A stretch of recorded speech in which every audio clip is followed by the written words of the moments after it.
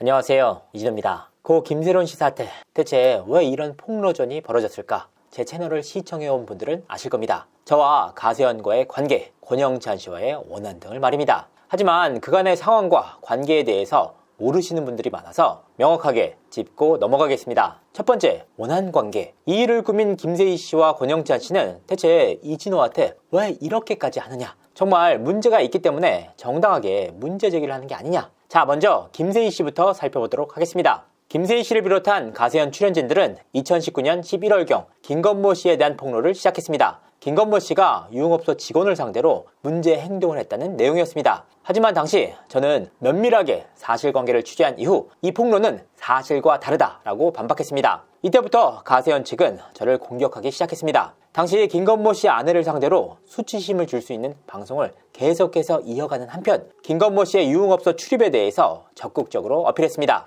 팩트에서 밀리자 도덕적인 문제 제기로 프레임을 옮겨갔던 겁니다. 하지만 제가 취재한 결과 오히려 룸살롱 등의 업소를 자주 찾았던 인물은 다름 아닌 김세희 씨였습니다. 저는 당시 김세희 씨가 다녀갔던 룸살롱에 잠입 취재를 했고 이 과정에서 김세희 씨에 대한 고발까지 이뤄졌습니다. 유튜브 촬영하고 와가지고 내일 가요하게 촬영 안 가지고 어떤 말이 있다는 사탕 뭐 사도 사과 간다고 맞아 근데 얘기 안 했었어 얘기 이거 확실해 제이야 이와 같은 고발 사실이 알려지자 김세희 씨는 하청 업체를 통해서 이진호를 공격하라 라는 지령을 내리기도 했습니다. 지난해 제가 확보한 녹취입니다. 직접 한번 들어보시죠. 이진호 새끼가 또 세희 자식 깐 거 봤지? 그거 안 봤어요. 또 이진호 거 안 보기 때문에. 그 새끼가 또 뭐, 그러니까 그 새끼도 룸사롱 갔나 봐. 룸사롱에서 또 2차 갔나 봐. 갔는지 안 갔는지 정확히 모르겠는데. 네. 김용호 새끼랑 해서 부산에 갔을 때. 네. 그때 나 안 만났을 때니까. 저는 이게 다 웃긴 게, 아니, 저는 가만히 보면요. 세희 형님이 지금 이진호가 뭐, 룸빵 가서 2차 간 거 모텔 갔다는 그걸로 지금 공격이 들어온 거잖아요. 그렇지. 그럼 세희 형님이 뭔가를, 얘기를 다, 전말을 다 해준 거예요, 형님한테도? 아, 전말은 얘기한 건 아니지. 그러면 뭘로 이진호를 까달라고 얘기를 하는 거예요? 그건 뭐 없었지, 그 새끼도. 그 새끼도 그냥 답답해서 죽겠다는 그 얘기지. 아니, 그런데 그거를, 아니, 뭘로 이진호를 까달라 그러는 거예요? 김건모 새끼의 그 기소가 되자마자 이진호 새끼가 공격 들어오는 거 보니까, 김건모의 사주다. 이제 그런 식으로 이제 얘기를 하는 거지. 에피셜로 또 하려는 거 아니야? 결국 김건모 씨를 향한 가세현의 폭로는 무혐의로 마무리가 됐습니다. 가세현에서 이의 신청과 항고까지 했지만 모두 받아들여지지 않았습니다. 이후 김세희 씨는 김건모 씨에 대한 영상을 비공개로 돌리면서도 김건모 씨에 대한 모욕을 이어가고 있습니다. 그리고 김건모 씨도 감옥 갈 준비하세요. 김건모 씨 발로마, 예? 이 씨발 새끼야. 김건모 씨 사건이 일단락된 이후에도 저는 계속해서 가세현과 부딪혔습니다. 가세현의 김세희 씨는 박송 폭로를 시작으로 한예슬, 찌양, 은현장 씨를 상대로 무분별하게 의혹 제기를 이어갔습니다. 피해자들에 대한 폭로는 모두 동일한 패턴으로 이루어져 왔습니다. 작금의 사태 역시 마찬가지였습니다. 그때마다 저는 홀로 힘겹게 가세현과 맞섰습니다. 결과는 한결같았습니다. 사실 확인을 제대로 하지 않은 김세희 씨의 폭로였기에 어려웠지만 결과를 뒤집을 수 있었습니다. 하지만 무분별한 폭로 제기로 인해서 당사자들은 정말 지옥과도 같은 나날을 보내야 했습니다. 김세희 씨는 이후 김건모, 한예슬, 박송 씨를 폭로했던 영상들을 모두 비공개로 돌린 상황입니다. 정말 쪽팔리신 줄은 아시는가 봅니다. 그때마다 쌓여가는 건 저에 대한 김세희 씨의 원한이었습니다. 두 번째 인물은 바로 권영찬 씨입니다. 권영찬 씨의 경우에는 제가 황영웅 씨의 학폭에 대한 문제 제기를 했다는 이유로 저에 대한 공격을 이어갔습니다. 당시 권영찬 씨는 제가 조작 방송을 했다라는 주장을 펼쳤지만 결국 수사기관을 통해서 제가 사실관계를 모두 파악하고 난 뒤에 방송을 했다는 사실이 밝혀졌습니다. 스스로를 커넬대 정교수다라고 주장하는 권영찬 씨의 경력을 살펴봤습니다. 확인 결과 커넬대는 한국에서 인가조차 받지 않은 학교였습니다. 애초에 정교수라는 말이 성립하지 않는다라는 의미입니다. 이 내용이 공개되자 권영찬 씨는 저를 허위사실 유포로 고소를 하는 한편 수백여 편의 방송을 만들어 3년간이나 지속적으로 저를 비방해왔습니다. 수사기관을 통해서 권영찬 씨의 고소가 무혐의다라는 결론이 나왔음에도 불구하고 권영찬 씨는 그치지 않았습니다. 나는 죽을 때까지 이진호 쫓아다닐 거예요. 나는 죽는 순간에도 아들아 나의 죽음을 족장 이진호에게 알리지 마라. 이진호를 무너뜨려라. 이진호를 무너뜨려라. 내가 김세희 대표님한테 지령을 내렸어. 띠짓 가세안의 김세희 대표님, 이진호와 강경윤을 잡아주십시오. 나는 이쪽에서 고발 들어갈 테니까 영상으로 조져주십시오. 아이고. 영상으로 잡아주십시오. 아이고.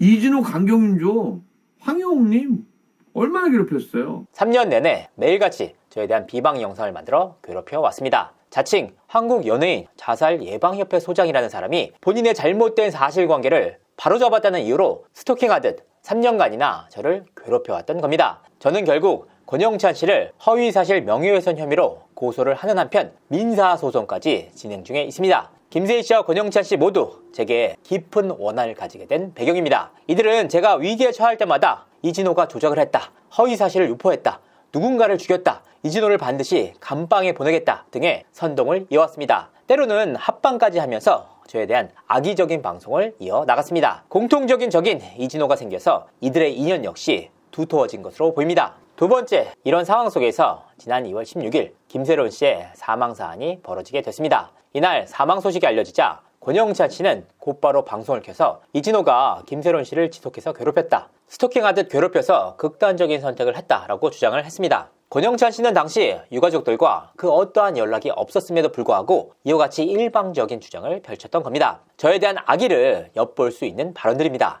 권영찬 씨는 다음 날인 17일 고인의 빈소를 찾아갔습니다. 악의적인 목적을 가지고 유가족들을 찾아갔던 겁니다. 제가 첫 번째 조문을 가서 다른 얘기 안 했습니다. 고소나 고발을 원하시면은 제가 이진호 씨를 대신 고발을 해주고 모든 조사를 제가 맡고 아버님이나 유족 측은 처벌 동의서만 써주면 된다라고 이야기를 했습니다. 그래서 아버님께서 그거는 상을 치른 다음에 가족과 상의를 하겠다고 했습니다. 김세론 씨 장례식에서 김세론 씨 영정사진을 찍은 사람은 저밖에 없습니다. 사진 2장을 찍고 9초짜리 영상을 찍었습니다. 이후 권영찬 씨는 김세론 씨의 아버님을 비롯한 엄마 친구와 만났다라고 주장을 했습니다. 당시 어떤 이야기가 오고 갔는지는 파악되지 않습니다. 하지만 권영찬 씨는 빈소를 다녀온 2월 17일 일간스포츠와의 단독 인터뷰를 통해서 김세론 씨가 생전에 이진호가 올린 영상을 보고 괴로워했다라는 인터뷰를 진행했습니다. 이후 권영찬 씨는 타 언론사와의 추가적인 인터뷰를 통해서 아버님께서 정확하게 이진호가 1월 8일 올린 영상을 보고 김세론이 힘들어했다고 분명하게 말했다라고 덧붙였습니다. 의아한 일이었습니다. 저는 고인의 발인이 끝난 다음 날인 20일 아버님께 도의적인 사과와 함께 오해를 풀고 싶다라는 취지의 연락을 했습니다. 하지만 당시 아버님께서는 제가 누군지도 모르겠고 나중에 연락을 하겠다라고 말씀을 하셨습니다. 권영찬 씨는 2월 24일 제게 전화를 걸어서 왜 유가족들에게 전화를 하느냐라고 따졌습니다. 그래서 저 역시 아버님이 저를 모르셨다, 아버님께서 그런 말씀을 하신 적이 없다고 하셨다라고 반문했습니다. 이후 권영찬 씨는 다시 제게 연락을 취해서 본인이 김세론 씨 유가족들의 위임을 받았다고 주장했습니다. 그로부터 2주 뒤인 3월 10일 일간스포츠에서는 유가족들의 인터뷰가 나왔습니다. 김세론 씨가 이진호가 영상을 올렸던 1월 8일 그날 해당 영상을 보고 극단적인 선택을 시도했다라는 내용이었습니다. 이 주장으로 인해서 저는 엄청난 사회적인 비난에 직면해야 했습니다. 하지만 여기서 그치지 않았습니다. 가세연에서는 곧바로 김수현 씨 사태를 이어받으면서 친이모라는 사람과 인터뷰를 진행했습니다. 하지만 이 인물은 친이모가 아니었고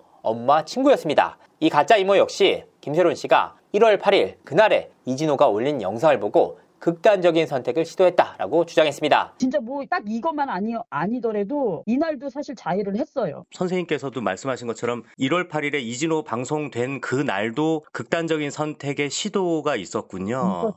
있었어요. 이와 함께 이진호가 김수현과 김세론의 관계가 허위라고 했다, 김세론의 자작극이라고 했다라고 주장을 했습니다. 저는 그 어떠한 방송에서도 이와 같은 주장을 펼친 바가 없습니다. 이후 명백하게 밝혀진 사실은 김세론 씨가 1월 8일에 한국에 있지도 않았다는 겁니다. 이 부분은 고인의 전화 녹취를 통해서도 분명하게 확인되는 내용입니다. 뭐 10일에 들어오지. 13일에 들어가니까 14일 도착이요. 그건 왜 이렇게 오래 했니? 남자친구 뉴욕 살아요. 추가적으로 확인을 해보니 김세론 씨는 1월 초부터 1월 14일까지 약 2주 동안 미국에 머물렀습니다. 당시 김세론 씨에게 연락을 취했던 사람들에게 추가적으로 확인을 해본 결과 로밍 기록까지 남아 있었습니다. 결국 1월 8일에 그 영상을 보고 6차례에 걸쳐서 극단적인 선택을 시도했다. 가족이 24시간 감시를 했고 내 딸이 그날 김세론과 함께 있었다라는 이모 측의 주장이 허위 사실로 드러난 순간이었습니다. 자, 그렇다면 대체 가짜 이모는 왜 그렇게 1월 8일 영상에 집착을 했을까? 추가적으로 확인을 해보니 여기에는 분명한 이유가 있었습니다. 김세론 씨는 2024년도에도 여러 차례에 걸쳐서 극단적인 선택을 시도했습니다. 이 일로 인해서 응급실에 실려가 긴급 수술을 받기도 했는데요. 확인을 해보니까 김세론 씨가 극단적인 선택을 시도한 시점은 4월과 11월경이었습니다. 제가 김세론 씨에 대해서 그 어떠한 영상도 올리지 않았던 시점입니다. 결국 권영찬 씨를 비롯한 가짜 이모가 1월 8일 영상에 집착했던 이유도 바로 여기에 있었던 겁니다. 그 대상을 이진호로 특정하기 위해서 1월 8일이라는 날짜가 그렇게도 중요했던 겁니다. 하지만 김세론 씨가 이 시점에 미국에서 남자친구와 시간을 보냈다라는 사실이 드러나면서 이와 같은 일방적인 주장에 대한 논리도 깨졌습니다. 특히 제가 최근 3년 동안 4차례에 걸쳐서 다뤘던 김세론 씨의 영상은 모두 언론 매체를 통해서 기사화가 된 상황에서 추가 취재를 했던 내용이었습니다. 이 기간 동안 단 한 차례도 김세론 씨의 사안을 선제적으로 다룬 바가 없습니다. 권영찬 씨를 비롯한 가짜 이모는 언론 매체에서 김세론 씨에 대해서 5,000개에 달하는 기사가 나오고 300건, 200건, 100건 등의 기사를 썼던 언론사들에 대해서는 그 어떠한 문제 제기도 하지 않았습니다. 김세론 씨의 일거수일투족에 대해서 수백여 건의 기사를 쓴 매체 대신 제가 김세론 씨를 스토킹했다, 지속해서 괴롭혔다는 논리를 펼치고 있는 겁니다. 이후의 행보는 더욱더 놀라웠습니다. 권영찬, 김세희, 부진석 변호사는 지난 17일 기자회견까지 열면서 이 사안을 사회적인 이슈로 만들었습니다. 이와 같은 일방적인 주장으로 인해서 저는 사회적인 타살을 당하게 됐습니다. 세 번째, 연예인 자살협회 소장의 만행. 권영찬 씨는 자칭 연예인 자살예방협회 소장이란 확인되지도 않은 단체의 직함을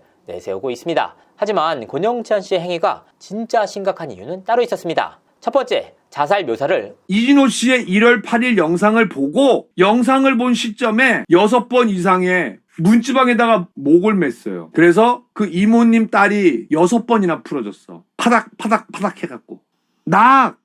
태가 진짜라면은 뭔가 있어야지 뭘 없애든지 할 거 아니에요? 그게 있잖아요.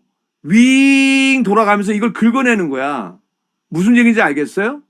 이걸 전혀 모르는 사람들은 얘기만 듣고 어머 결혼했대, 어머 임신했대, 낙태 이렇게 하는데 뭔가가 되게 이상해.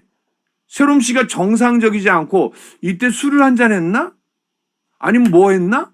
유가족들은 1월 8일 김세론 씨의 극단적인 선택에 대해서 자해다라고 주장을 했지만 권영찬 씨는 김세론 씨가 목을 맨 것이라면서 그 과정을 본인의 방송에서 반복해서 묘사를 했습니다. 고인에 대한 최소한의 예우라도 있었다면 불가능했을 일입니다. 두 번째, 극단적인 선택 이후. 권영찬 씨는 고인의 극단적인 선택가 확인되지도 않은 시점에서 그 이유를 단정적으로 표현했습니다. 평소 원한 관계를 갖고 있던 저에 대한 문제제기였습니다. 세 번째, 고인 모독. 이 사안은 휘성 씨에 대한 내용입니다. 국과수에서 부검 결과조차 나오지 않은 상황이었는데 휘성 가수 갔다 왔어, 상가집에. 근데 휘성 씨는 약물 중독이에요.